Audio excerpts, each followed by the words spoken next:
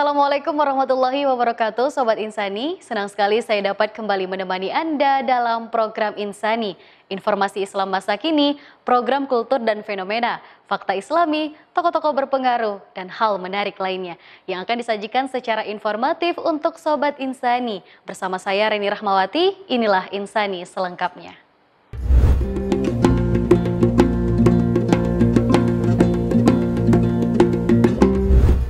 Istighfar merupakan salah satu bentuk ungkapan meminta ampunan yang kerap kali kita amalkan dalam keseharian kita. Di balik ungkapan istighfar yang sederhana tersimpan berbagai hikmah dan manfaat loh Sobat Insani. Lantas apa saja ya manfaat dan fakta di balik istighfar? Berikut ini cuplikan yang telah Insani sajikan untuk Anda. Ini dia. Melakukan kesalahan dan memiliki sifat lupa adalah salah satu ciri manusia. Itulah gambaran hadis Rasulullah Shallallahu Alaihi Wasallam tentang sosok khalifah bumi yang bernama manusia ini. Sifat ini merupakan salah satu sifat dasar manusia yang memiliki berbagai nafsu hewani yang bersemayam dalam hatinya. Nafsu hewani ini sering mengajak manusia untuk berperilaku buruk daripada berperilaku baik. Meskipun demikian, dalam hadis lain Rasulullah Shallallahu Alaihi Wasallam juga sudah menyatakan bahwa walaupun seluruh anak Adam alaihissalam pasti melakukan kesalahan, tetapi sebaik-baik mereka adalah yang mau bertaubat. Bertaubat banyak caranya. Di antaranya, kita dianjurkan sebanyak-banyaknya membaca kalimat istighfar. Astaghfirullahalazim. Itulah salah satu kalimat istighfar yang sering kita dengar atau kita ucapkan. Namun ucapan ini diharapkan tidak hanya sekedar menjadi ucapan lisan saja, melainkan harus dibuktikan dengan perbuatan baik supaya bisa membekas dalam hati dan tidak mengulangi perbuatan buruk lagi. Jika istighfar ini hanya menjadi kebiasaan mulut saja atau seberapapun kalimat istighfar ini kita ucapkan yang hanya mandek di tenggorokan saja dan tidak menempel dalam hati, maka itu akan menjadi sia-sia dan akan sama dengan orang-orang yang melakukan kebohongan. Apa yang diucapkan berbeda dengan yang dilakukan, dan itulah yang dinamakan sebuah kemunafikan, yaitu tidak adanya kesamaan antara ucapan dengan perbuatan. Oleh karena itu, marilah kita mengangkat derajat kita sebagai manusia yang lemah dengan cara mengamalkan ajaran agama Islam dengan baik, supaya kita mampu menggunakan kelemahan-kelemahan kemanusiaan kita sebagai kekuatan yang luar biasa, yang bisa menuntun kita pada derajat kaum iliyin, atau derajat orang-orang yang luhur sebagai makhluk mulia di sisinya. Istighfar adalah terapi bagi jiwa yang resah dan gundah. Oleh karena itu, supaya istighfar yang telah diucapkan benar-benar meresap dalam jiwa kita dan benar-benar menjadi sebuah penawar hati yang mujarab, marilah sama-sama kita menghayati dengan baik aspek terapi istighfar sebagaimana yang disampaikan oleh Sayyidina Ali bin Abi Thalib. Beliau berkata bahwa kata istighfar itu mengandung beberapa unsur perilaku baik, good character and good performance. Di antaranya adalah: pertama, konsep istighfar mengandung unsur taubat atau pengakuan atas kesalahan yang telah dilakukannya. Taubat di sini adalah sebenar-benarnya taubat atau taubatan nasuha, yang dapat diartikan sebagai perilaku yang kembali pada jalan yang benar, meninggalkan perbuatan dosa dan selalu berbuat kebaikan. Kedua, kalimat istighfar mengandung keyakinan untuk tidak mengulangi lagi kesalahannya tersebut. Dalam hal ini mengandung arti penyesalan diri yang lambat laun akan memunculkan perilaku kesadaran diri atau self-awareness. Kesadaran ini pula lah yang akan membuat sikap tekad bulat kita untuk tidak mengulangi hal negatif yang sama. Ketiga, konsep istighfar mengandung unsur penyucian diri sebelum bertemu dengan Sang Pencipta supaya ia bisa bersih dari kotoran badaniah maupun rohaniah. Pada aspek ini bisa kita ketahui bahwa sejatinya manusia pada awal penciptaannya sampai tidak melakukan dosa adalah makhluk yang suci. Ketika berbuat dosa itulah cermin kesuciannya menjadi kotor dan tidak bisa dibuat untuk mengoreksi diri karena banyak karat yang menempel pada cermin atau kaca tersebut. Oleh karena itu, dengan mengamalkan bacaan istighfar ini diharapkan kita bisa kembali pada kesucian kita dan bisa menemui Zat yang Maha Suci. Keempat, Dalam konsep istighfar terkandung adanya perilaku mengganti kebaikan yang pernah ia tinggal pada saat melakukan kesalahan. Perilaku ini akan muncul jika motor penggerak dalam tubuh kita atau kolbu ini sehat dan berjalan dengan baik. Sehingga keseimbangan kerja antara sensorik dan motorik bisa berjalan dengan baik pula, yang mampu membawa kita pada perenungan diri untuk selalu berbuat kebaikan. Kelima, kalimat istighfar mampu membuat tubuh kita ikut merasakan kesengsaraan dan kepedihan menjalankan kebaikan atau ketaatan. Sebagaimana saat itu tubuh tersebut ikut merasakan nikmatnya melakukan kesesatan. Sehingga tubuh bisa berfungsi sebagaimana mestinya sebagai kendaraan roh tanpa terjerumus dalam perbuatan salah selamanya. Karena dalam kaitannya ini terkandung kesadaran pula bahwa kesengsaraan bukan selamanya diartikan sebagai ketidaknikmatan atau kesengsaraan itu sendiri. Tetapi kesengsaraan justru perwujudan kenikmatan dalam bentuk lain, atau bahkan kesengsaraan itu merupakan hakikat dari kenikmatan itu sendiri. Pelajaran inilah yang kita harapkan dari ritualitas kita dalam membaca istighfar, yang bisa kita jadikan sebagai terapi jiwa yang bisa masuk dalam relung-relung hati yang banyak didiami oleh nafsu. Contohnya nafsu syaitonah dan bahimiyah atau nafsu hewani, sehingga mampu membawa pada keseimbangan hidup tanpa banyak merugikan diri kita dengan perbuatan-perbuatan dosa atau negatif sekaligus sebagai bekal mengarungi kehidupan. Karena siapapun dan apapun kedudukannya, manusia harus memahami hakikat diri dan kehidupannya dengan segala tanggung jawab, resiko, dan konsekuensinya. Setelah pariwara yang berikut ini, Insani masih memiliki beragam informasi menarik lainnya untuk pemirsa. Tetap di Insani.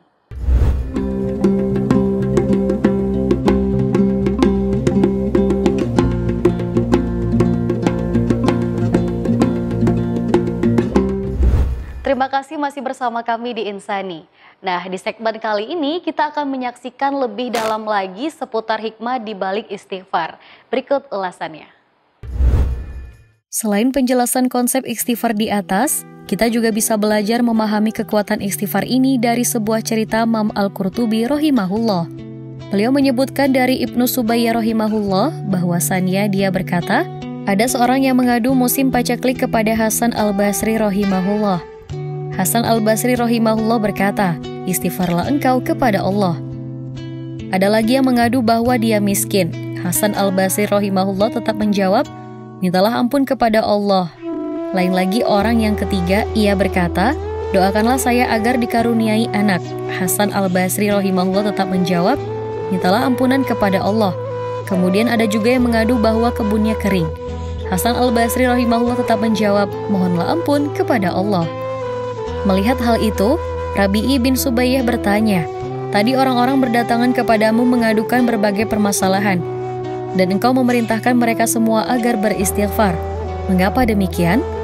Hasan Al-Basri rahimahullah menjawab, aku tidak menjawab dari diriku pribadi, karena Allah Subhanahu wa Ta'ala telah mengatakan dalam firman-Nya, yang artinya, maka aku katakan kepada mereka, mohonlah ampunan kepada Rabb-mu. Sesungguhnya Dia adalah Maha Pengampun. Niscaya Dia akan mengirimkan hujan kepadamu dengan lebat, dan memperbanyakkan harta dan anak-anakmu, dan mengadakan untukmu kebun-kebun dan mengadakan pula di dalamnya untukmu sungai-sungai. Quran Surah Nuh ayat 71, 10-12. Pemaparan kisah di atas menunjukkan bahwa istighfar pastinya juga merupakan obat atas penyakit yang kita alami sebagai keteledoran perilaku yang kita lakukan selama ini. Jika tubuh kita terkena penyakit, maka obatnya adalah vitamin. Sementara jika ruh kita terkena penyakit berupa dosa-dosa, maka obatnya adalah istighfar. Istighfar adalah metode untuk mengosongkan atau membersihkan hati dari limbah yang kotor. Istighfar adalah sebuah afirmasi yang mengisi dan menghiasi kekosongan diri. Istighfar adalah kunci meraih sukses di dunia dan di akhirat. Istighfar adalah media pengontrol kita terhadap perilaku tercelah. Istighfar adalah teknik aktivasi berbagai mutiara hati yang bersemayam di dasar samudera jiwa. Dengan beristighfar, kita bisa mengurangi semua permasalahan yang kita hadapi. Dengan beristighfar, kita bisa keluar dari kesempitan hidup. Dengan beristighfar, kita bisa meraih keutamaan dan kesenangan hidup yang baik. Dengan beristighfar, kekuatan hidup kita bisa bertambah seiring dengan meningkatnya motivasi hidup yang ada di dalam diri kita. Hal inilah sebagaimana yang dijanjikan Allah Subhanahu wa Ta'ala dan Rasul-Nya dalam Al-Quran dan hadis. Dan hendaklah kamu meminta ampun kepada Tuhanmu dan bertaubatlah kepadanya. Niscaya Dia akan memberikan kenikmatan yang baik terus-menerus kepadamu sampai kepada waktu yang telah ditentukan, dan Dia akan memberi kepada tiap-tiap orang yang mempunyai keutamaan atau balasan keutamaannya. Quran Surah Hud ayat 3. Dan dalam hadis, barang siapa yang senantiasa beristighfar, maka Allah Subhanahu wa Ta'ala akan memberikan kegembiraan dari setiap kesedihannya dan kelapangan bagi setiap kesempitannya, dan memberinya rizki dari arah yang tidak disangka-sangka. Inilah buah dari istighfar yang tidak hanya terucapkan dalam lisan, melainkan tertancapkan dalam sanubari jiwa, yang bisa memancarkan berbagai perilaku terpuji dalam kehidupan, sekaligus sebagai solusi atas 1001 masalah kita sehari-hari. Oleh karena itu, mari sama-sama kita obati berbagai keluhan hidup kita ini dengan memperbanyak bacaan istighfar dengan tulus dan sepenuh hati. Dengan cara mengosongkan perilaku buruk kita dan mengisi atau menghiasi diri kita dengan perilaku-perilaku baik, sehingga keberkahan hidup selalu menyertai kita selamanya, dengan selalu berjalan di bawah lindungan dan bimbingan Allah Subhanahu wa Ta'ala. Amin. Wallahu a'lam bishawab.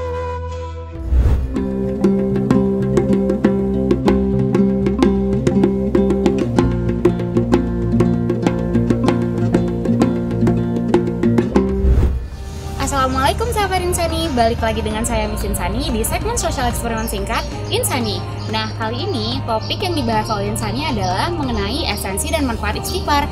Nah, seperti biasa juga kita akan mencari beberapa narasumber untuk ditanya-tanya tentang topik yang dibahas oleh Insani kali ini. Yuk kita tanya-tanya.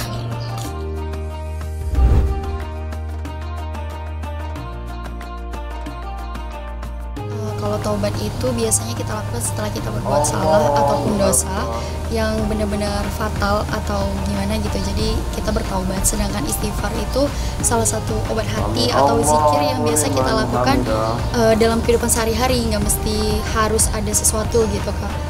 Oke, menurut saya perbedaan taubat dan istighfar itu adalah yang mana taubat itu diucapkan ketika hal-hal tertentu saja, memang betul-betul kelakuan perbuatan yang kita lakukan betul-betul fatal. Kalau misalkan istighfar itu bisa setiap saat kita ucapkan, mungkin kita merasa lelah, hati kita tidak merasa tenang, ataupun ada hal-hal yang lainnya, kita bisa mengucapkan astagfirullahalazim biar membuat diri kita tuh merasa tenang seperti itu.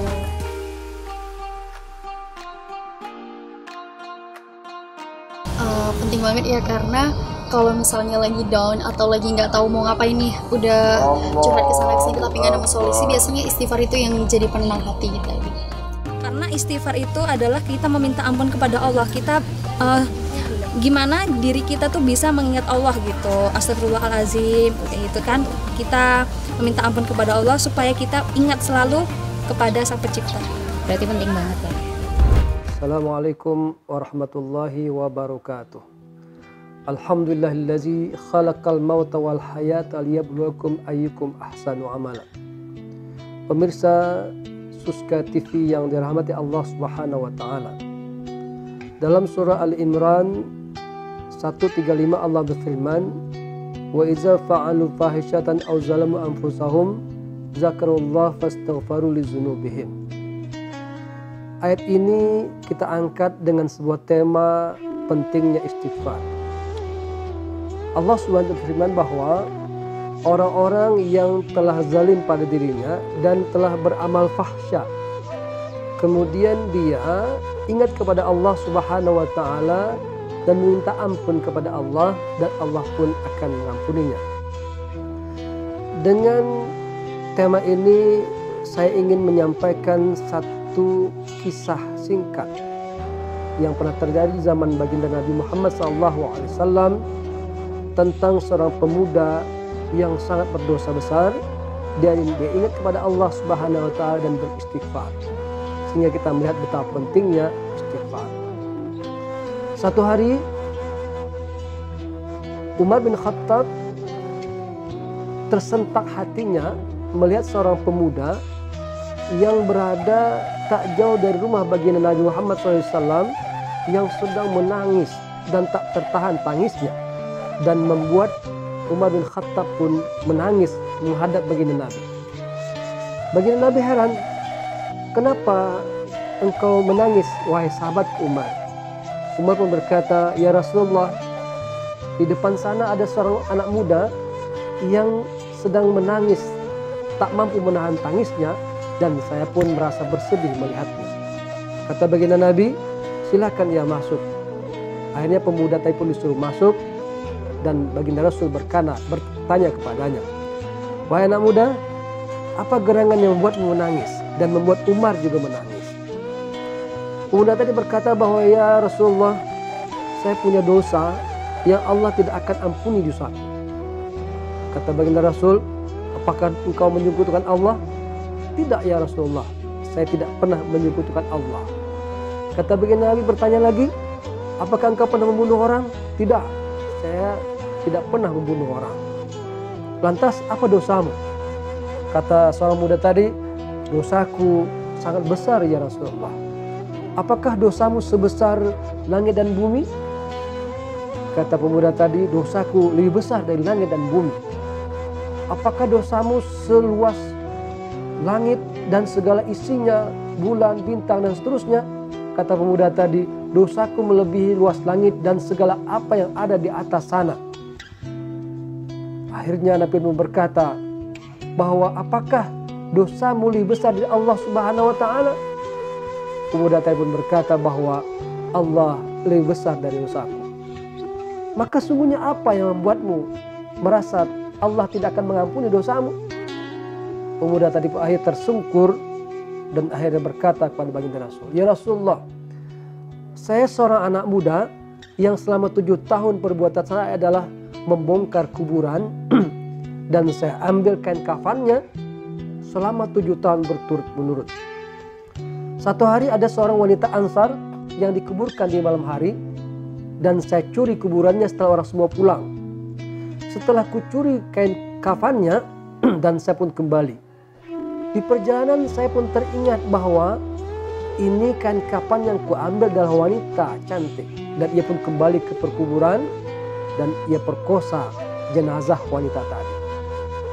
Sepulang dari dia memperkosa jenazah tadi, dia pun pergi, dan ternyata samar-samar terdengar suara dari jenazah tadi berkata bahwa, wahai anak muda, engkau telah berbuat zalim membiarkanku telanjang di sini dan membiarkanku junub menghadapi Allah Subhanahu wa Ta'ala.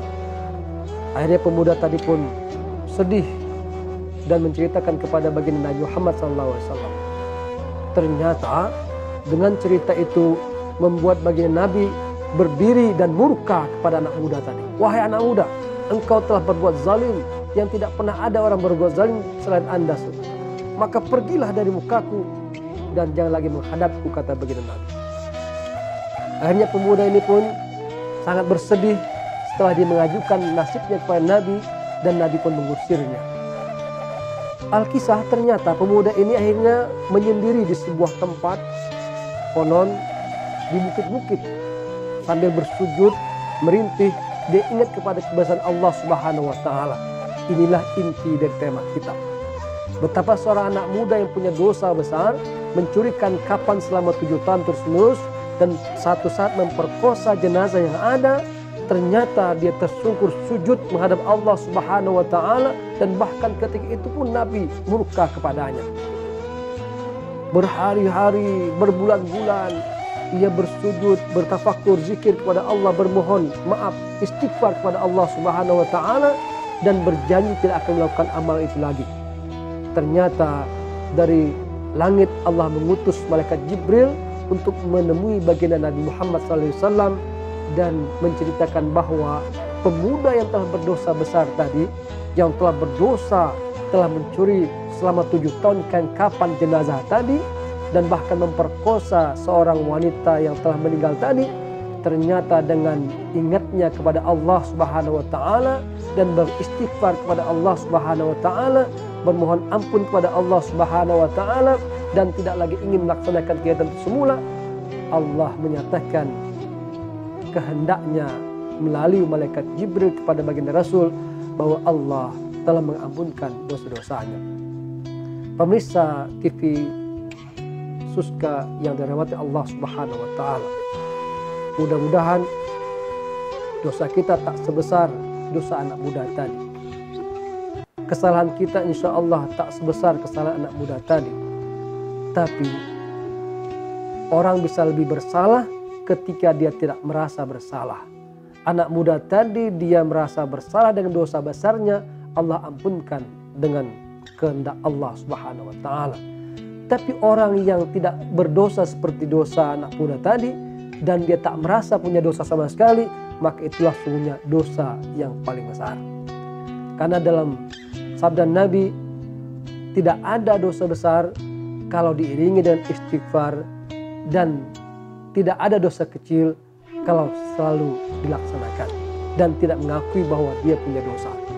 Maka oleh karenanya, sebesar apapun orang punya dosa, ketika dia ingat zakarullah, ingat kepada Allah Subhanahu wa taala dan dia meminta ampun kepada Allah, maka kebesaran Allah akan mengecilkan segala sesuatu yang telah besar, dan Allah akan mengampunkan dosa yang seorang hamba yang meminta ampun kepada Allah Subhanahu wa taala.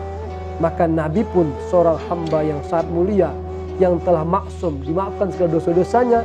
Beliau tiap hari tidak pernah kurang 70 atau bahkan 100 kali beristighfar kepada Allah Subhanahu wa taala dengan harapan Allah menghilangkan segala amal salah oleh beliau.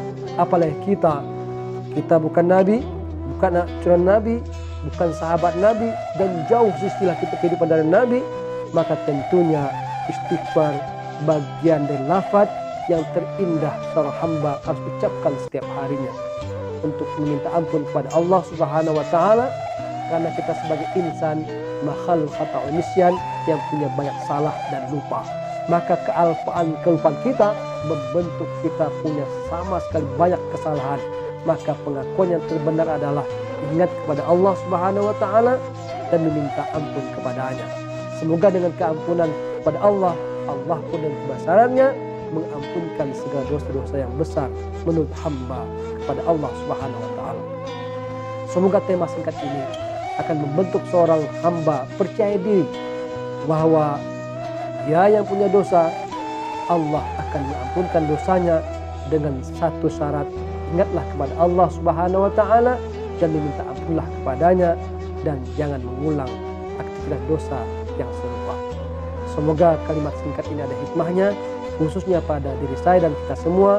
Mohon maaf atas kesalahan. Allah muwaffiq ila aqwamit thariq. Assalamualaikum warahmatullahi wabarakatuh. Nah, itu dia pemirsa, jawaban-jawaban dari teman-teman yang sudah kita tanya tadi. Gimana? Udah pada tahu kan sejauh mana dan setertarik apa mahasiswa-mahasiswi Insuska terkait topik yang diangkat oleh Insani kali ini? Yaudah, sampai jumpa di episode selanjutnya. Dan jangan lupa saksikan Insani di channel Suska TV Official. Suska TV, satu untuk beragam inspirasi. Assalamualaikum. Tak terasa sudah beberapa menit lamanya Insani menemani Anda dalam menyajikan beragam fakta dan informasi seputar tema kali ini. Semoga informasi yang disajikan Insani pada episode kali ini dapat membawa manfaat dan menambah iman, ketakwaan, serta wawasan kita pastinya. Tetap saksikan Insani dan program Suska TV lainnya hanya di channel YouTube Suska TV. Suska TV, satu untuk beragam inspirasi. Saya beserta kru yang bertugas mohon undur diri. Wassalamualaikum warahmatullahi wabarakatuh.